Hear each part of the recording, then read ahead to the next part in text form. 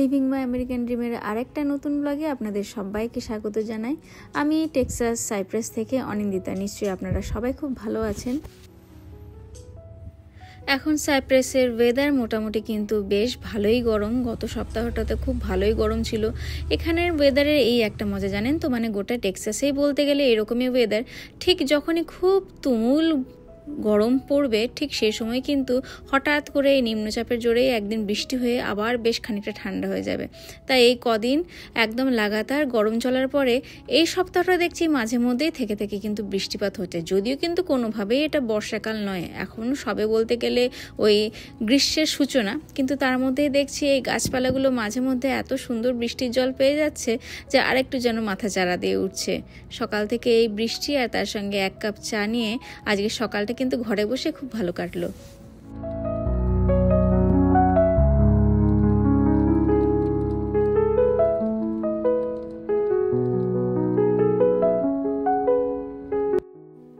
বৃষ্টি যখন পড়ছেই আর যখন আজকে বাইরে হাঁটতে যাওয়ারও কোনো ব্যাপার নয়, তাই ভাবলেন যে সকাল সকাল রান্নাটা একটু সেরে নিই। আর তারপর রান্না সেরেই কিন্তু আজকে একটা অনেক দিনের জমে থাকা কাজ ভাবছি সেটাও সেরে নেব। রান্নাঘর তো এমনি মোটামুটি রোজ রান্নার পরে যেটুকু পরিষ্কার করার সেগুলো তো করাই হয়, কিন্তু এই বিশেষ কিছু জিনিসপত্র যেমন ধরুন চিমনি, তার সঙ্গে আরও যে গ্যাসের আশপাশ বা দেওয়ালগুলো মানে যেগুলো ব্যাকস্প্ল্যাশ সেগুলোকে পরিষ্কার করা কিন্তু প্রত্যেক দিন তো হয় না। তাই এরকম মাঝে মধ্যে কিন্তু একটা দিন বেছে নিই। যদিও এবারটা কিন্তু আমার অনেকটা দেরি হয়ে গেল। আর একবার দেখুন কি পরিমাণে তেল জমেছে।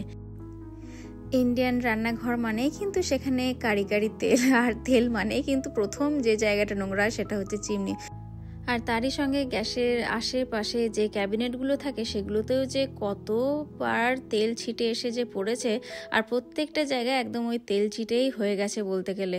তো এইগুলোকেই সমস্ত কিছু পরিষ্কার করার জন্য কিন্তু আমার কাছে খুব ভালো দুটো প্রোডাক্ট আমি পেয়েছি বলতে পারেন। খানিকটা বন্ধুদের রেকমেন্ডেশন অথবা দোকানে গিয়ে নিজেই খানিকটা খুঁজে পেতে নিয়ে এসেছি এই একটা উড অয়েল, যেটা কিন্তু এই কাঠের ক্যাবিনেটের ওপরে যে তেলগুলো জমে থাকে সেগুলোকে খুব সুন্দর ক্লিন করতে সাহায্য করে। আর তার সঙ্গে এটা খুবই পরিচিত একটা ব্র্যান্ড এখানে, সেই উইম্যানের একটা ওই স্টেনলেস স্টিল পরিষ্কার করার জন্য স্পেশালি যে গ্যাস স্টোভটা রয়েছে তার আশেপাশে যে তেল বা অন্যান্য নোংরা থাকে সেগুলোকে পরিষ্কার করার জন্য এই দুটো লিকুইড কিন্তু আজকে আমি ব্যবহার করব। চলুন তাহলে শুরু করা যাক। সব থেকে আগে যেটা করছি সেটা হচ্ছে ফিল্টারের যে আমি পেপারটা সেটাকে চেঞ্জ করছি। টেমু থেকে আনানো এই ফিল্টার পেপারটা বলতে গেলে আমার কাজ একদম কিন্তু কমিয়ে দিয়েছে। এই প্রত্যেকবার কিন্তু চিমনিটার ওপরে এই একটা পিস অফ মেমব্রেন আমি আটকে দিই কতগুলো ম্যাগনেটের সাহায্যে। আর তারপরে একবার দেখুন যত কেজি তেল খেয়েছি তার মধ্যে মানে অর্ধেকটাই কিন্তু এখানে আটকে গেছে। এখনও পর্যন্ত যখন আমি ফিল্টারের মেমব্রেনটাতে হাত দিচ্ছি আমার হাতে কিন্তু একদম তেল লেগে যাচ্ছে। আর ফিল্টারটা সরানোর পরে এরপরে আপনাদেরকে একবার আমার চিমনিটা দেখায়। কোথাও কোনো ধুলো বালি বা তেলের কিন্তু বিন্দুমাত্র চিহ্ন দেখতে পাবেন না, মানে একদম যাকে বলে ঝকঝকে তকতকে পরিষ্কার সেটাই রয়েছে। একটু কাছ থেকেও যদি আপনাদেরকে দেখায় দেখবেন যে কোথাও কিন্তু কোনো তেলকালি নেই। তবে হ্যাঁ, যেটা ঢাকা ছিল না মানে এই ওপরের অংশটা, এতে কিন্তু বেশ সুন্দর একটা দেখছি তেলের প্রলেপ পড়েছে, যেটাকে কিন্তু এবার আমি ওই ওয়াইম্যানের সলিউশনটা দিয়ে ক্লিন করব। খুবই সস্তার একটা জিনিস কিন্তু তার ইম্প্যাক্টটা এতটাই বেশি, মানে এটা যে আমি কি বড় একটা জিনিস খুঁজে পেয়েছি আমি বলে বোঝাতে পারবো না। প্রত্যেকবারই যখন ফিল্টারটা এরকম তেল চুপচুপে হয়ে যায় শুধুমাত্র ম্যাগনেটগুলোকে খুলে এটাকে বার করে ট্র্যাশ করে দিই, আবার তার বদলে নতুন একটা পিস আমি কিন্তু এই চিমনিতে লাগিয়ে দিই। শুধুমাত্র এই বলতে পারেন ইউজ অ্যান্ড থ্রো এটা করেই কিন্তু এখনো পর্যন্ত আমার যে চিমনিটা একদম দেখতেই পেলেন 2 বছর হতে চললো কিন্তু একদম কিন্তু নতুনের মতনই রয়েছে। আমাদের এখানে ওয়ালমার্ট, অ্যামাজন, টেমু যে কোনো জায়গায় অনলাইন, এমনকি বেশ কিছু স্টোর যেমন বললাম একটু আগে ওয়ালমার্টেও কিন্তু অনেক সময় এগুলো আমি দেখেছি পাওয়াই যায়। আর এগুলোর নামও কিন্তু ওই রেঞ্জ হুড ফিল্টার পেপারই। আর এবারে চটপট করে একটু ক্যাবিনেটগুলো পরিষ্কার করি। তবে ক্যাবিনেট পরিষ্কার করার সময় আমি কিন্তু যতটা ভেবেছিলাম কাজটা সহজ হবে ততটা কিন্তু হলো না, কারণ বললাম যেহেতু মাঝখানে একটা ভালো মতন গ্যাপ পড়ে গেছে তাই কিন্তু বেশ অনেকটাই ধুলো, বলবো না ধুলো কিন্তু বাড়িতে একদমই ঢোকে না, কারণ যেহেতু সবসময় জানলা দরজা এয়ারটাইটই থাকে। তবে হ্যাঁ, প্রচুর কিন্তু এই তেলের ছিটে ফোটা রয়েছে জমেছে যেগুলো ওই ক্যাবিনেটের ওপরে। তবে এই যে উড অয়েলটা সেটা কিন্তু উডেন ফার্নিচারের ওপর খুব বেশি ভালো কাজ করে, যেহেতু সেগুলো সলিড কাঠের। যেহেতু এই ক্যাবিনেটগুলো কোনোটাই যে পাল্লাগুলো রয়েছে সলিড কাঠের নয়, বলতে পারেন ওই সবই ল্যামিনেটেড, তাই এর ওপরে উড অয়েলটা স্প্রে করাতে কিন্তু ওই খানিকটা বলবো যে তেল চপচপে রয়ে গেছিলো। যতক্ষণ না আমি সেটা একটা আলাদা শুকনো কমপ্লিট একটা কাপড় নিয়ে সেটাকে খুব ভালো করে মুছলাম, ততক্ষণ কিন্তু ওই ওপরে দেখতে পাচ্ছেন একটা বেশ চকচকে গ্লসি ভাব সেটা কিন্তু রয়েই গেছিলো, যেটা কিন্তু একেবারেই ভালো দেখাচ্ছিল না। আর এর মাঝেই কিন্তু আস্তে আস্তে বাচ্চাদের স্কুল থেকে আসার সময় হয়ে গেছিলো। আর একবার দেখুন অবস্থা, আমি কি কাজ করব, আমার সঙ্গে সঙ্গে রনও এমন হাত মিলিয়েছে যে আমার কাজের থেকে কিন্তু সময়টা দেখছি অকাজেই বেশি কাটছিল। তো যাই হোক, ওর দৌড়াতে নিয়েই আর কি পুরো কাজটা শেষ করলাম, যেহেতু একবার শুরু করেছি এটাকে ইনকমপ্লিট রাখা চলবে না।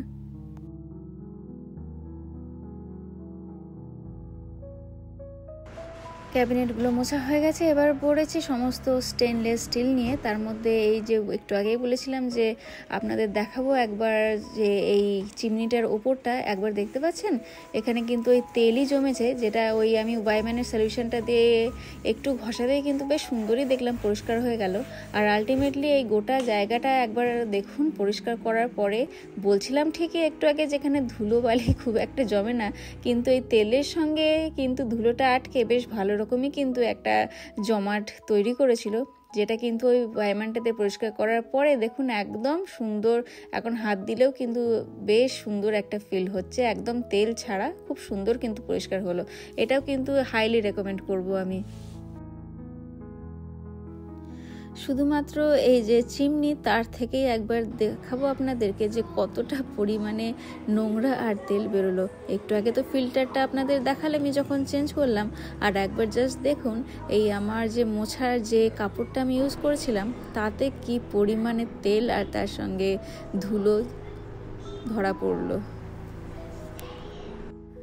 যদিও এই পরিষ্কারের ফাঁকে ফাঁকে খাওয়া দাওয়া, তার সঙ্গে রান্না করা আর বাচ্চাদের খাওয়ানোও চললো, কিন্তু এরপরে যে কাজটা একদম শেষে রয়ে গেছে সেটা হচ্ছে এই বলেছিলাম একটু আগে যে কিচেনের যে আইল্যান্ড দুটো রয়েছে কোয়ার্টজের, আর তার সঙ্গে যে কিচেনের এই ব্যাক স্প্ল্যাশটা সেটাও কিন্তু ওই মার্বেলের। এই সমস্ত জিনিসটা কিন্তু এই সলিউশনটা দিয়ে খুব ভালো ক্লিন হয়।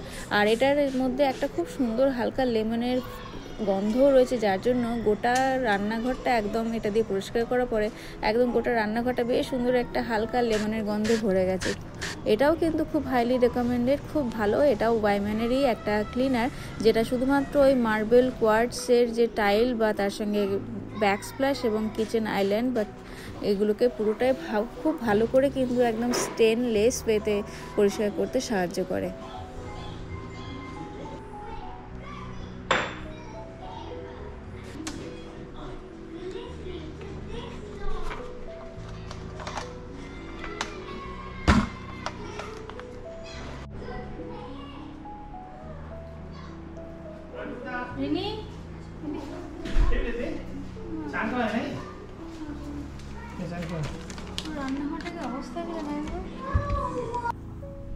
সকালটা শুরু হয়েছিল বৃষ্টি দিয়ে, আর যত বেলা বাড়লো সাথে সাথে কিন্তু টেম্পারেচারও বাড়লো, আর তার সঙ্গে রোদটাও দেখুন বেশ সুন্দর ঝলমলে হয়ে উঠেছে।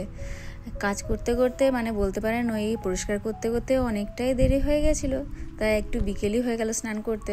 তবে স্নান করে এসে এই সময়টা আমার কাছে কিন্তু ভীষণ প্রিয় বলতে পারেন। এই সময়টা এই গাছ ভর্তি যে ফুলগুলো সেগুলো তুলতে পেরে এতটাই যে আনন্দ হয়, প্রত্যেক দিনে এই গাছগুলো এতটা এখন ফুল দিচ্ছে আমাকে, জানেন তো এখন আর পুজোর জন্য চিন্তা করতে হয় না। টেক্সাসের ওয়েদার আর তার সঙ্গে আমাদের কলকাতা বা বলতে পারেন আমি যে অঞ্চলে সেই আসানসোলের ওয়েদারের অনেকটাই মিল আছে, জানেন তো।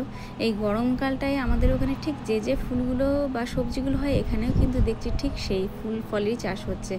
একদম গাঁদা ফুলের তো সমাহার চারিদিকে, জিনিয়া রয়েছে কিন্তু তার সঙ্গে গাঁদাটাও দেখছি খুব ভালো হচ্ছে। গাঁদা, জবা, তার সঙ্গে নয়নতারা সব ফুলই কিন্তু এখন পাচ্ছি।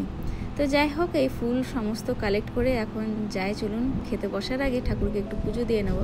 আর একবার দেখুন প্রত্যেক দিন এরকম সাজি ভরে কিন্তু এখন ফুল আসছে। তো যাই হোক, সন্ধ্যের সাথে সাথে ব্লগটাকেও কিন্তু আজকে এখানেই শেষ করলাম। কেমন লাগলো ব্লগটা অবশ্যই কমেন্ট করে জানাবেন, আর ভালো লেগে থাকলে অন্যদের সঙ্গে শেয়ার করে আমাদের চ্যানেলটাকেও সাবস্ক্রাইব করে নেবেন। আবার সবার সঙ্গে খুব তাড়াতাড়ি দেখা হচ্ছে। ভালো থাকবেন সকলে।